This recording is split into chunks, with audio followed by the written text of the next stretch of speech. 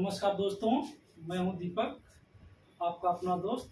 आज हम एक नए विषय को लेकर आए हैं, एक नई प्रस्तुति के साथ आए आपके सामने। चर्चा में क्यों, इसके तहत हम चर्चा आज करेंगे भारत के संविधान की प्रस्तावना में कुछ ऐसे शब्द हैं जिनको हटाए जाने की मांग की गई है। देखिएगा, बीजेपी के एक पूर्व सांसद हैं सुब्रमण्यम स्वामी जी। कौन है? सुब्रमण्यम स्वामी जी हैं।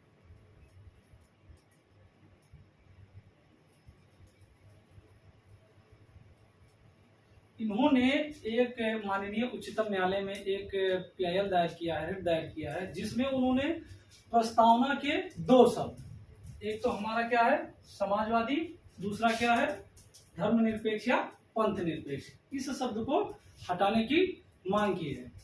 देखिएगा, मुद्दा क्या है। हम जानते हैं कि हमारा संविधान जो है वो एक दस्तावेज है जिसके अनुसार हमारे देश का शासन चलाया जाता है। उसमें जो प्रस्तावना है, तो प्रस्तावना का हम पहले ऐतिहासिक बैकग्राउंड देख लेते हैं कि इसका इतिहास क्या रहा है। देखिएगा, जब हमारे संविधान सभा का निर्माण हुआ और संविधान सभा की जब बैठक स्टार्ट हुई, पहली बैठक हुई 9 दिसंबर सन 1946 को। देखिएगा, 13 दिसंबर सन 1946 को हमारे भारत के स्वतंत्र भारत के प्रथम प्रधानमंत्री नेहरू जी ने एक उद्देश्य प्रस्ताव पेश किया। उस उद्देश्य प्रस्ताव पर चर्चा हुई, फिर उसमें कुछ संशोधनों के साथ उसको क्या किया गया, हमारे संविधान में शामिल कर लिया गया। यही जो उद्देश्य प्रस्ताव उनके द्वारा प्रस्तुत किया गया था, अंततः वही हमारे संविधान की क्या बनी, प्रस्तावना बनी, जिसको हम उद्देशिका भी कहते हैं या अंग्रेजी में प्रेम्बल भी कहते हैं। ठीक, तो हमारे सबसे पहले हम देख लेते हैं कि हमारी प्रस्तावना थी क्या। जैसा हम जानते हैं कि ये चीजें थी, हम भारत के लोग भारत को एक संपूर्ण प्रभुत्व संपन्न समाजवादी धर्मनिरपेक्ष लोकतांत्रिक गणराज्य बनाने के लिए और इसके समस्त नागरिकों को सामाजिक, आर्थिक और राजनीतिक न्याय, विचार, अभिव्यक्ति, धर्म, विश्वास व उपासना की स्वतंत्रता, प्रतिष्ठा और अवसर की समता प्राप्त कराने के लिए तथा व्यक्ति की गरिमा व राष्ट्र की एकता तथा अखंडता सुनिश्चित कराने वाला बंधुत्व बढ़ाने के लिए दृढ़ संकल्पित होकर अपनी इस संविधान सभा में आज दिनांक 26 नवंबर सन 1949 को, आगे जो है आप उसको जानते होंगे कि आत्मर्पित संकल्पित करते हैं। ठीक है, अब हम देख लेते हैं कि इससे संबंधित क्या मुद्दे उभर कर सामने आए। देखिएगा, जब प्रस्तावना संविधान में शामिल कर ली गई तो देखिएगा, हमारे देश का जो संविधान है वो क्या है, प्रगतिशील है। प्रगतिशील का मतलब ये है कि समय के अनुसार इसमें क्या किया जा सकता है, संशोधन किया जा सकता है। संशोधन संविधान में कौन कर सकता है, वो आर्टिकल 368 के तहत भारत की जो सर्वोच्च कानून बनाने की संस्था है अर्थात संसद, वही इसमें क्या कर सकती है, संशोधन कर सकती है। तो देखिएगा, पहली बार क्या आया, इसमें चर्चा का विषय कब बना। देखिएगा, बेरुवाड़ी मामले में, जो बेरुवाड़ी का मामला था, इसमें क्या हुआ, 1960 में सर्वोच्च न्यायालय ने कहा कि यह संविधान का भाग है ही नहीं। ठीक है, बेरुवाड़ी मामले में सर्वोच्च न्यायालय ने कहा, क्या कहा, यह संविधान का भाग है ही नहीं, इसलिए संसद इसमें संशोधन नहीं कर सकती है। उसके बाद देखिएगा, फिर 1973 में केशवानंद भारती बनाम भारत संघ के मामले में सर्वोच्च न्यायालय ने क्या कहा, इसको कहा कि ये संविधान का भाग है, अतः इसमें संसद संशोधन कर सकती है। तो देखिएगा, जब यह मामला आया, क्या केशवानंद भारती का 1973 का मामला, जब इसमें सर्वोच्च न्यायालय ने कहा कि संसद इसमें संशोधन कर सकती है, तो संसद ने इसमें संशोधन किया। कौन सा, देखिएगा, 42वें संविधान संशोधन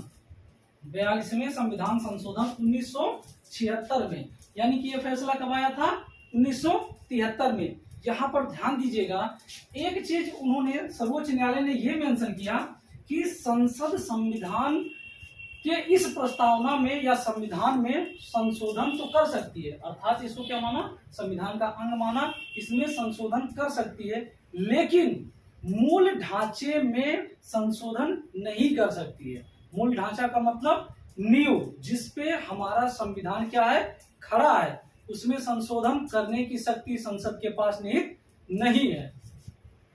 तब संशोधन उसमें किया गया, 2 शब्द जोड़े गए, देखिएगा 3 शब्द जोड़े गए। पहला हमारा क्या था, समाजवादी, धर्मनिरपेक्ष और एक था अखंडता। ये जो है 42वें संविधान संशोधन 1946 के द्वारा 3 शब्द इसमें जोड़े गए। कौन कौन से, समाजवादी, धर्मनिरपेक्ष और अखंडता, ये 3 शब्द जो है इसमें मेंशन किए गए, ठीक है। और ध्यान दीजिएगा, संशोधन जो है अभी तक प्रस्तावना में केवल एक ही बार किया गया है। कितनी बार, सिर्फ एक बार। कौन कौन से शब्द जोड़े गए, धर्मनिरपेक्ष, समाजवादी और अखंडता। देखिएगा वनडे एग्जाम में, स्टेट पीसीएस में और यहाँ तक कि यूपीएससी में ये क्वेश्चन कई बार पूछा गया है, ठीक है। अब इसको हम देख लेते हैं कि कभी कभी पीटी में ये पूछा जाता है प्रस्तावना से संबंधित, इसमें कितने प्रकार की, अगर न्याय की बात की जाए, ध्यान दीजिएगा, कितने प्रकार के न्याय की बात की गई है, ठीक। तो इसमें कितने प्रकार की न्याय की बात की गई है, 3 प्रकार के। कौन कौन से, वो हमारे सामाजिक, आर्थिक और राजनीतिक न्याय। कितने प्रकार के न्याय की बात की गई है, 3 प्रकार के। यहाँ पर नोट करते हुए चलिएगा, ये बहुत बार पीटी में पूछा जाता है। फिर अगर हम कहें हमारे प्रस्तावना में स्वतंत्रता, कितने प्रकार के स्वतंत्रता की बात की गई है, तो यहाँ पर कौन कौन से हैं, विचार, अभिव्यक्ति, धर्म, विश्वास व उपासना, यानी कि 5 तरह के स्वतंत्रता की बात की गई है। फिर और देखते हैं, इसमें एक चीज और है, प्रतिष्ठा और अवसर की समता, यानी समता कितने प्रकार की बात की गई, समानता की 2 प्रकार की। कौन, प्रतिष्ठा और अवसर की समता की बात की गई है, ठीक है। ये चीज हो गई जो आपके प्रारंभिक परीक्षा में, यानी कि स्टेट पीसीएस की प्रारंभिक परीक्षा में बहुत बार पूछा गया है। इसको ध्यान से देख लीजिएगा, ठीक है। आपको पूरी प्रस्तावना रटी होनी चाहिए, याद होनी चाहिए।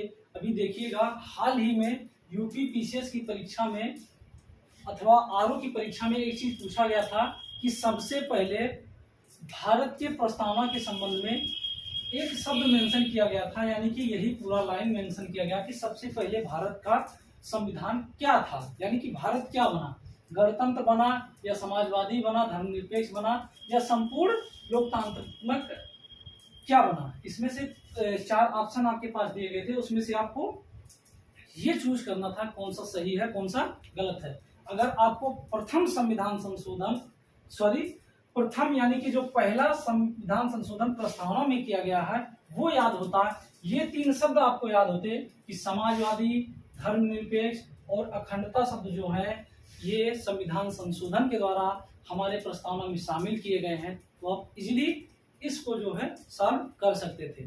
देखिएगा, ये रिट अभी कहाँ है, सर्वोच्च न्यायालय में। किस आधार पर उन्होंने रिट किया है कि ये जो है मूल ढांचे में, मूल ढांचा यानी कि देखिएगा, सर्वोच्च न्यायालय ने हमारी प्रस्तावना को जो है मूल ढांचा ही घोषित किया है। क्यों, क्योंकि संविधान को जो हम व्याख्या, संविधान की व्याख्या करते हैं उसमें क्या करता है, हमारा जो ये प्रस्तावना है वो बहुत ही सहायक होता है। जहां कहीं पर भी संविधान की व्याख्या में कोई अड़चन आती है तो उसको कहां से हम लेते हैं, प्रस्तावना के हिसाब से।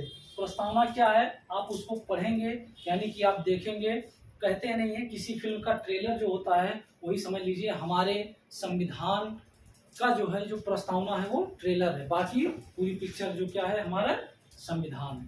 ठीक, मिलते हैं फिर अगले वीडियो में एक नए चैप्टर के साथ, एक नई चर्चा के साथ, जो रहेगा क्या हमारा चर्चा में क्यों। धन्यवाद।